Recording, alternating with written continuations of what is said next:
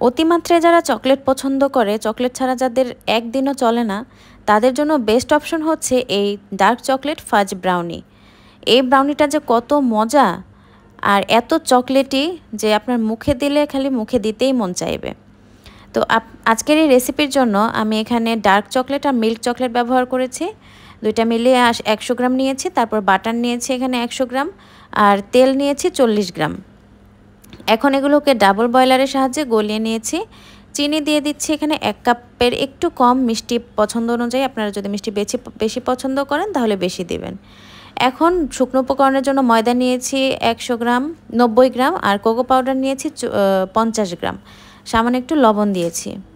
এখন আমরা যে চকলেটের মিশ্রণটা রেডি করেছিলাম সেটা একটু ঠান্ডা করে নিয়ে এখন এর মধ্যে দিয়ে দিচ্ছি 2টা স্বাভাবিক তাপমাত্রায় থাকা ডিম। ডিমগুলো দিয়ে ভালো করে একটু মিশিয়ে নিয়েছি। এখন শুকনো উপকরণটা চেলে আবার দিয়ে দিচ্ছি। আর হচ্ছে একটু বেশি চকলেটি করার জন্য এখানে আমি কিছু চকলেট টুকরা টুকরা করে কেটে দিয়েছি।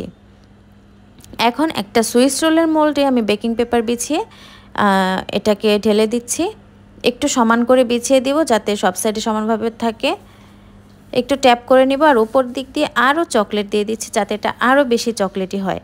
বলেন তো কেমন লাগছে এত বেশি চকলেট? তারপর এটাকে আমি ওভেনে বেক করে নিয়েছি 160 ডিগ্রি সেন্টিগ্রেডে প্রায় 50 মিনিটের মতো।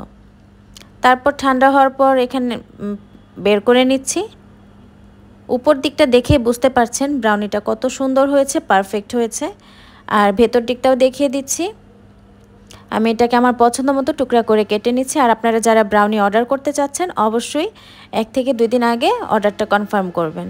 এই যে ভেতর দিকটা দেখেন কতটা সুন্দর হয়েছে আর এটা খেতেও মাশাআল্লাহ অনেক মজা হয়েছে। কাদের আপনাদের এই রেসিপিটা ভালো লেগেছে আমাকে অবশ্যই কমেন্ট করে জানাবেন। আল্লাহ হাফেজ।